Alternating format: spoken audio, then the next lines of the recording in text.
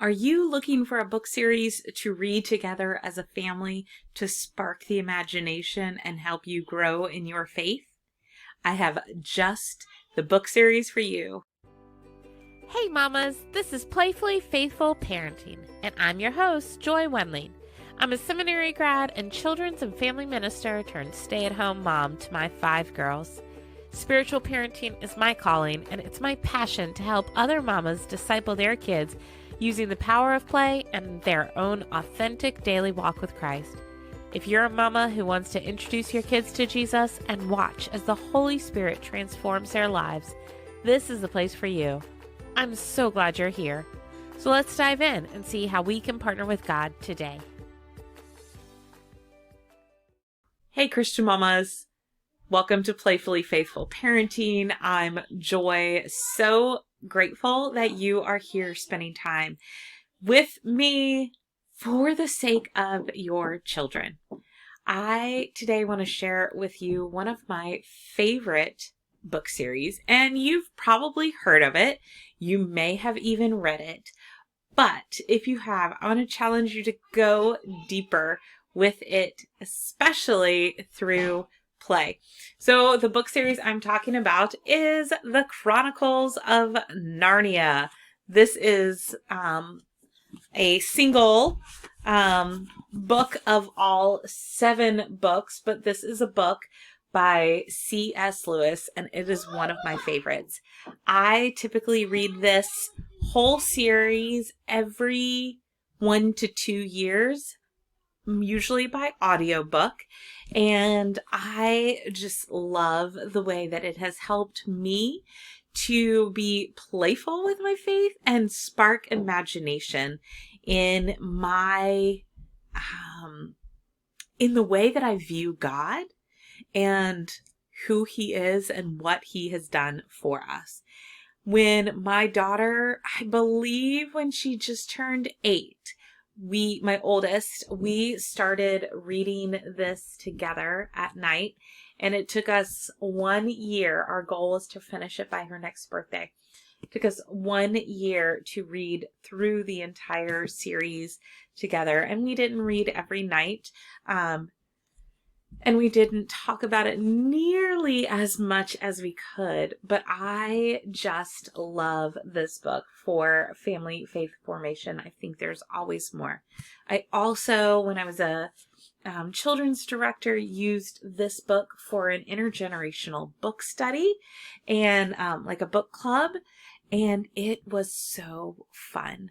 We would get together, and this is something that you can do as a family. And we had a large roll of butcher paper, and we made a map of Narnia and the Arkenlands and all of the surrounding areas, and we would add to it. Each book we would add to the map, and it was something that we could all just do with our hands. We could play with, we could enjoy, we could be creative. And we had grandparents there. We had young kids there. We had people who had finished the reading. We had people who hadn't finished the reading. But we were all able to just spend time together chatting over this giant map. And then we had it to come back to month after month. And it was so fun to do that. And then so we would have some sense of where we were going in the book club and together as an intergenerational group, that this is something you can do with your family as well. You can also watch the movies, and we did that too. We had a big movie night at the end, and we watched different movies. So Netflix is coming out.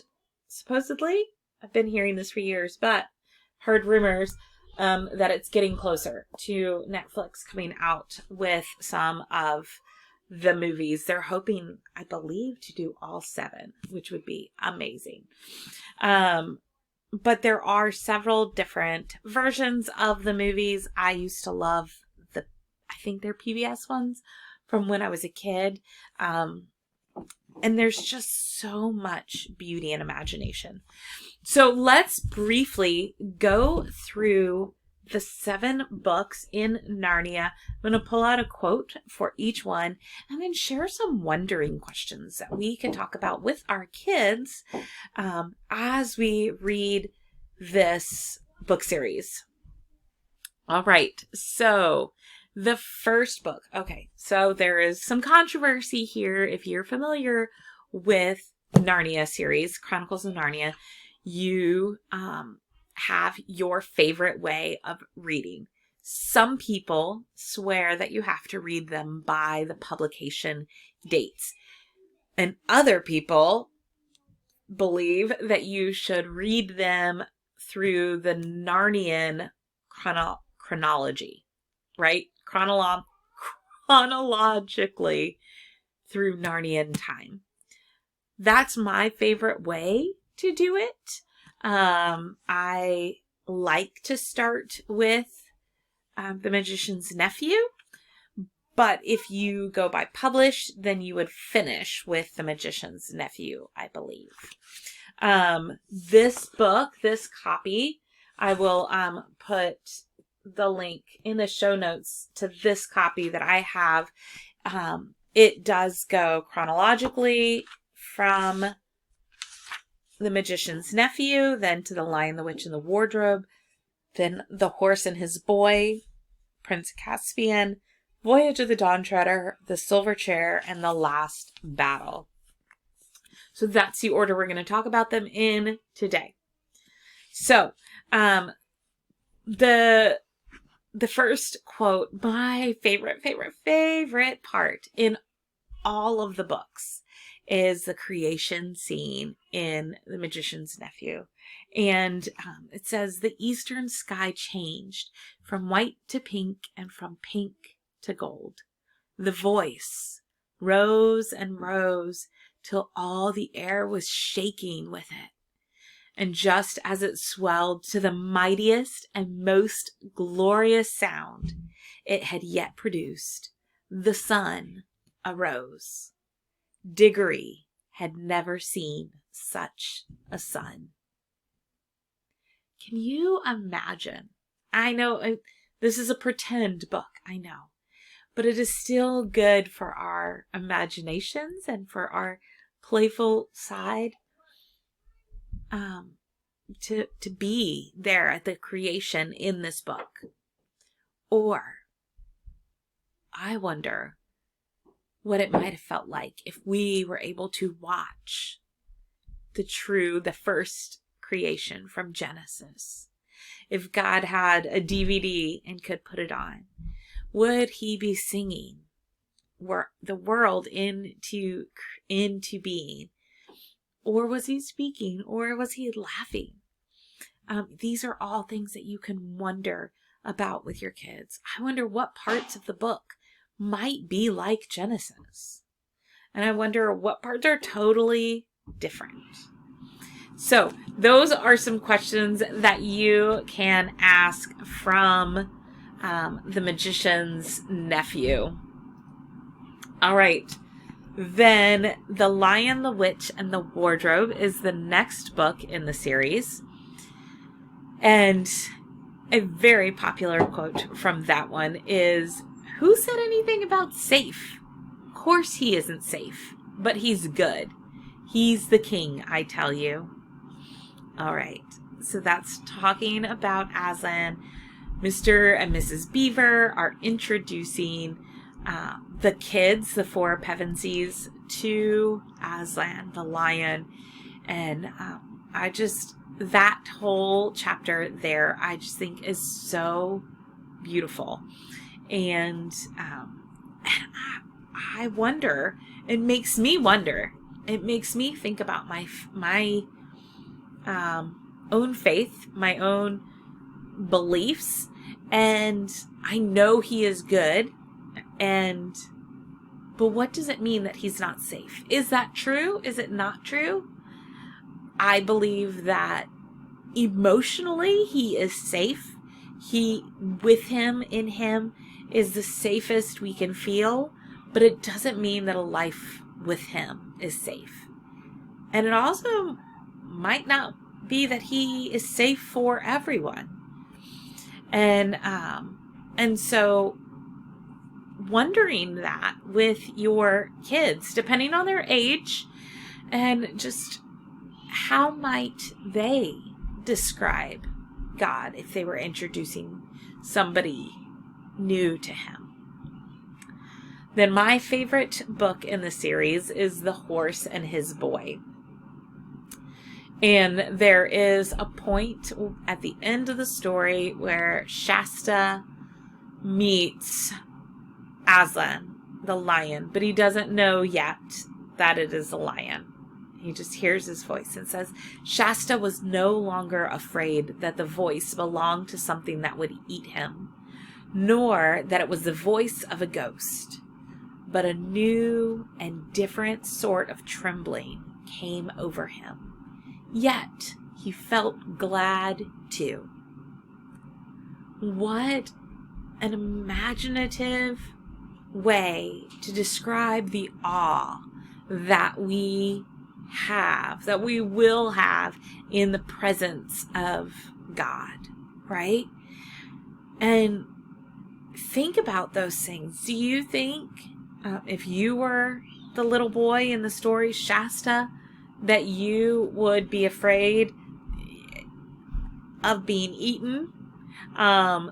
There's this, you find that he's this lion, and yet you don't think that he's going to eat you.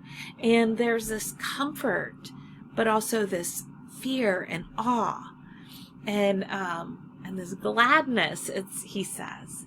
So I just think those are some beautiful things that we can wonder about with our kids. The next book in the series is Prince Caspian. And I love Lucy.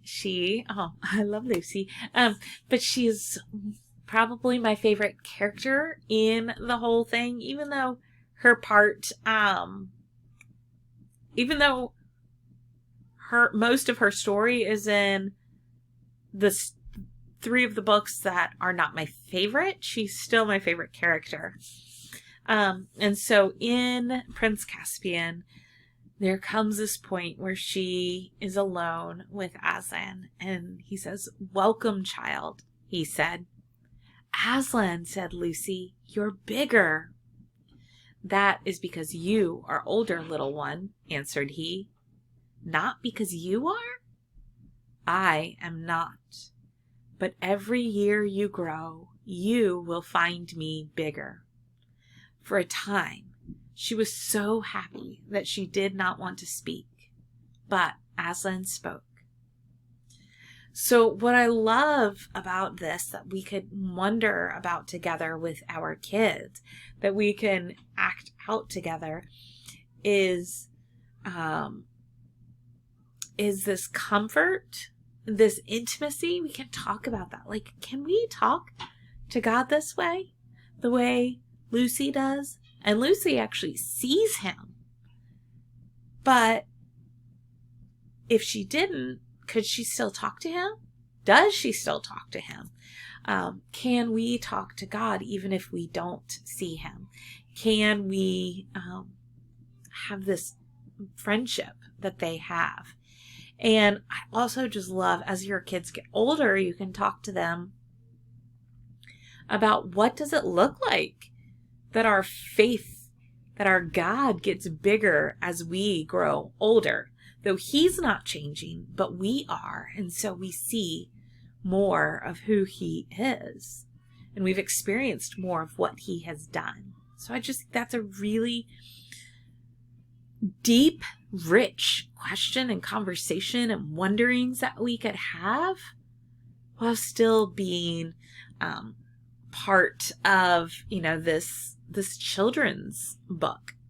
And it is technically considered a children's book series, but what I think one of the most brilliant things, and he said so many brilliant things, C.S. Lewis said, a children's story that can only be enjoyed by children is not a good children's story in the slightest.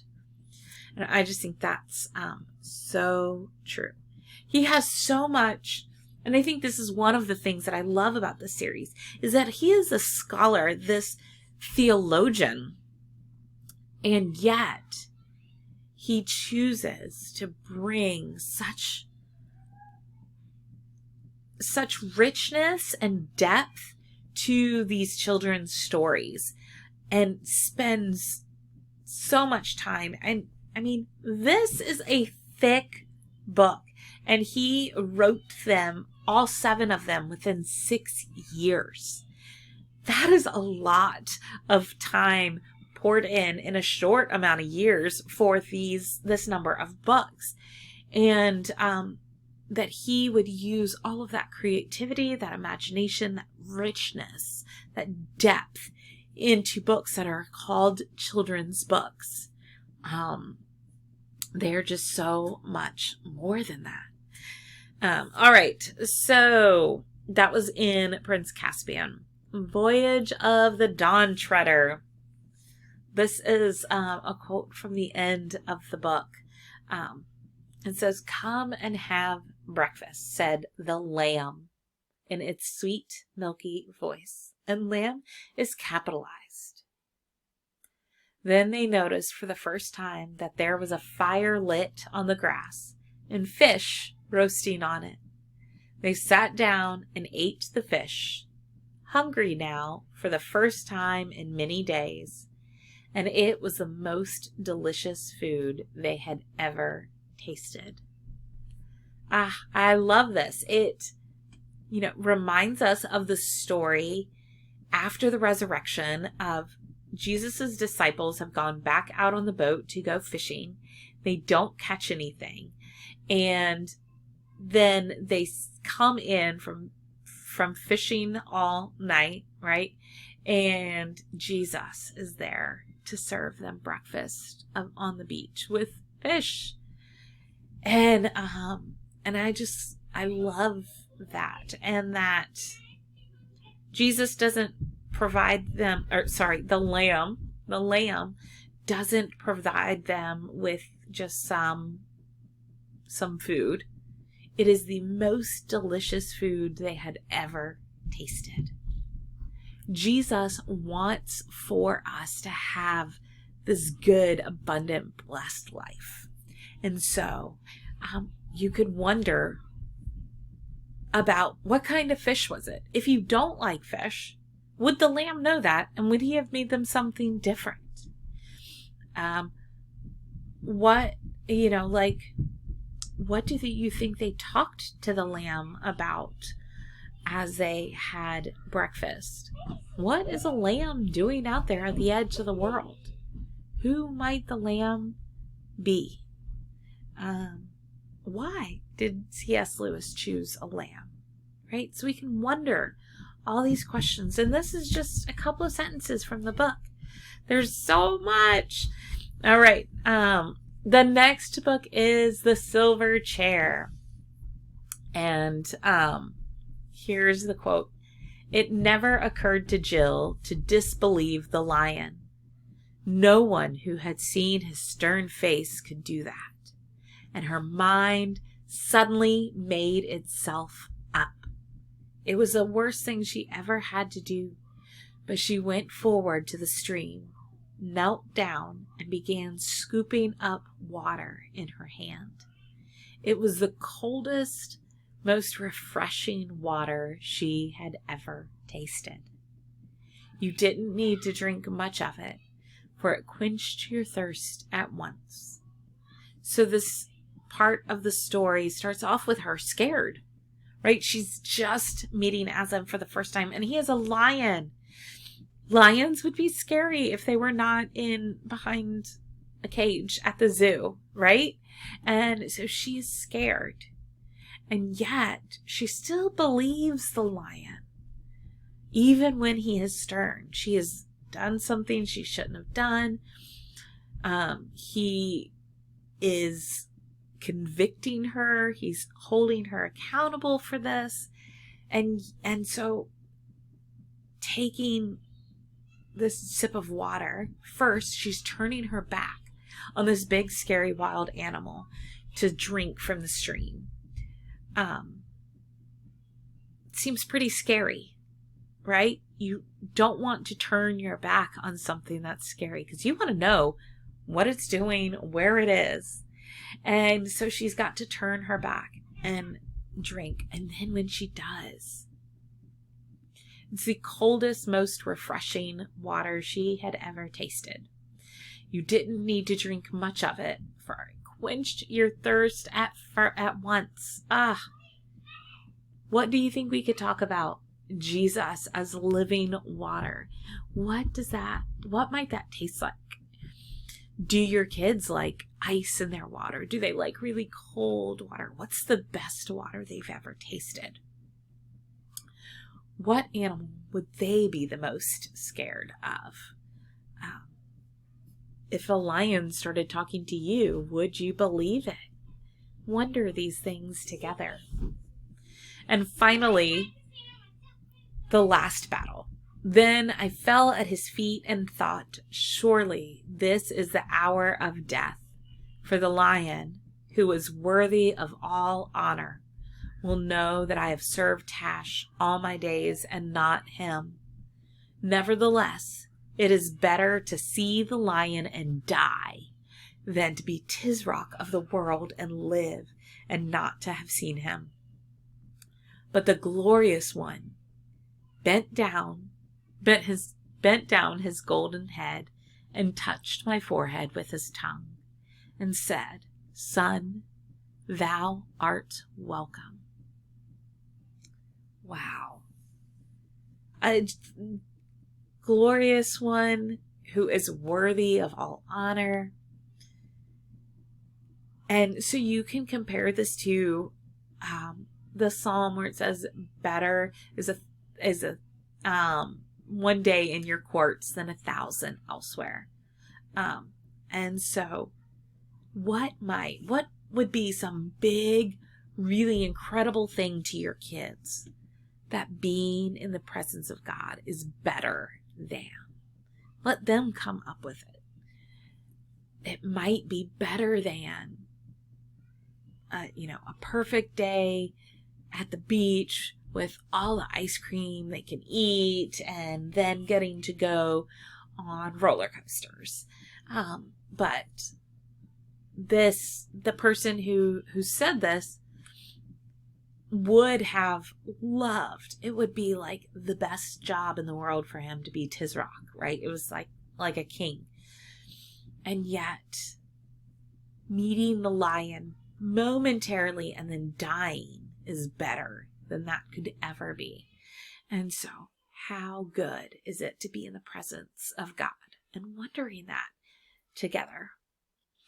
And then you can, if you want, dig into the next part of the story.